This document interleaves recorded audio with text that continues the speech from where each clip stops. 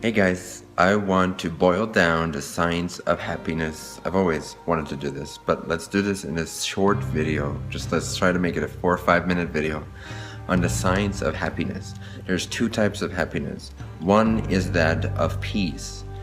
The other is that of the traditional type of happiness, shall I say, excitement, passion, inspiration, joy, manifestation, being who you are on a physical, mental, emotional, psychological level, a relational level.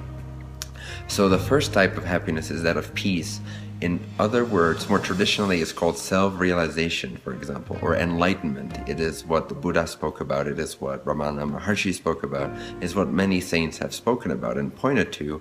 It is that inner sense of happiness, that inner sense of well-being that can never change. It's the changeless. It's to realize the changeless within. That is where the first type of happiness, the peace type, comes from, self-realization, to realize who one is, or what one is, rather. The second type of happiness is more about who you are. The first type of happiness is all about what you are. What you are is pure, undiluted, perfect, ever-present, changeless, eternal, timeless consciousness. And I'll point to this in a few simple steps so that you can experience this if you're new to this. And for those of you who have been following me for a while, you probably already are very familiar with this. But if you're new to this, I'm excited to try to get this down in a couple minutes. So right now, take a deep breath. Relax. Relax all your thoughts. I often say, and I'll say to you now, for 2 to 5 seconds, give away all thoughts. Just relax all thinking for 2 to 5 seconds. Try it out. Give away all the ideas that you might be holding on to that may be causing you stress and strife. Just give them back to God. Give them back to life. Give them back to source. Give them back to whatever. But disown them. Disown your stress. 2 to 5 seconds. Just gone. All thoughts gone. Recognize the peace, the space, the consciousness, the aliveness, the awakeness that remains in that moment. It is just a short moment of self-realization, but it's a profound moment of self-realization. And just like cutting up a string of pearls, after 1 or 2 cuts, the string becomes useless. All the pearls start to fall off of the string, meaning that all the stories that you have in your mind that cause you stress and strife, with only a few clear-cut moments of self-realization, of giving away all your thinking mind, all of your thinking mind, and recognizing the peace, the space, the presence that remains. Right here, the aliveness, the vibrancy that remains. You will clear out your closet of all these negative thoughts, of all these positive thoughts even, but you just get to know what you are at the core of it. You get to know the peace that never changes. And you start to see, the more you realize this, you start to see that even when you're having thoughts, even when you're having emotions, even when you're having drama in your life, you will start to realize and see that this presence still remains, this peace still remains with you. The presence of life itself, which can never be destroyed, still remains. This is self-realization in a nutshell. So 12 times a day for the next 3 weeks, 12 times a day, take those 2 to 5 seconds of taking a deep breath,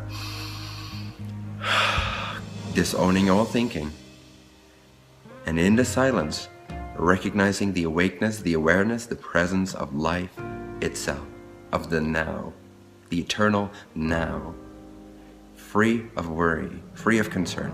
The more you recognize this, the more automatic it becomes, and when it becomes automatic, you will always have peace no matter what occurs. Simultaneously with the most dramatic experience occurring right in front of your eyes, you will be able to also have this profound sense of peace at the core of your being. Okay, happiness type number 2. This is more varied, but I'm gonna just keep it real short and real concise.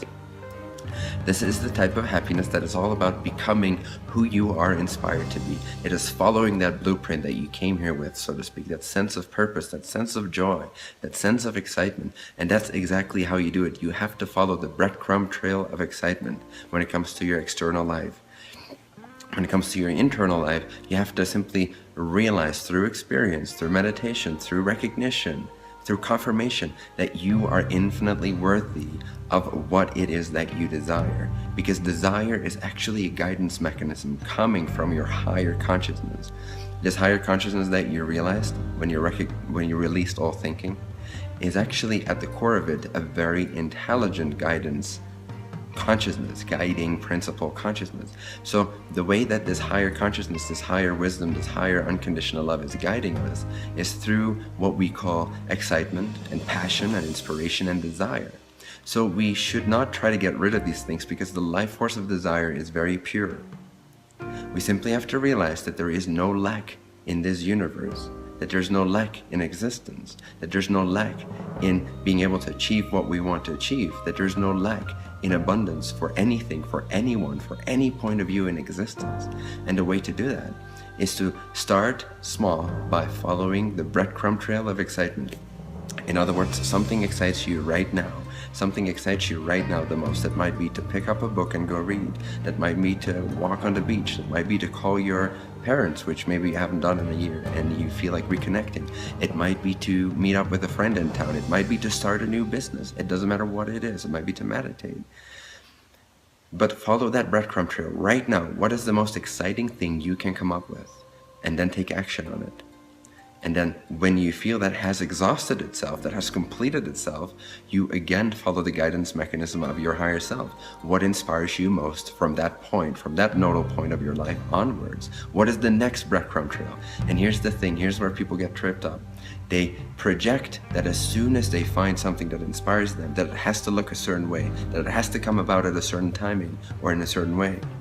But it's very important when you follow the breadcrumb trail of excitement, of passion, of inspiration, of your higher self guiding you, is that you actually pay attention to the fact that it is a set of breadcrumbs, meaning it's taking you left at this moment, but the very next moment from that breadcrumb trail to the next one might not be a straight line from A to B. From A to B to C may actually go in a zigzaggy way. You may even be following breadcrumb D or E, and it might take you backwards, seemingly, within your linear way of thinking. But that's the most direct way from an interdimensional higher consciousness point of view, from the top of the mountain point of view. That is the most direct way to your bliss becoming manifest, to the who you really are becoming realized in this physical plane. So follow your excitement with humility, with integrity, with love, with passion, with dedication, every single step of the way, with trust in the fact that you're taken care of, and that the details are taken care of, and that everything is going to be completely amazing, completely abundant, completely liberating for you, and that you will be living this by example and therefore inspiring other people to live their own joy. So in a nutshell, this has turned out to be 8 minutes instead of 5, but still, we did a pretty good job. So those are the two types of happiness. Peace, because you need to be okay with the way things are. You need to be able to be okay with what comes up for you. And B, you need to also not be afraid to make changes, to follow your joy, to become a more ecstatic, radiant expression of what inspires you, to become a better channel for the light of your higher self, as I call it. So enjoy.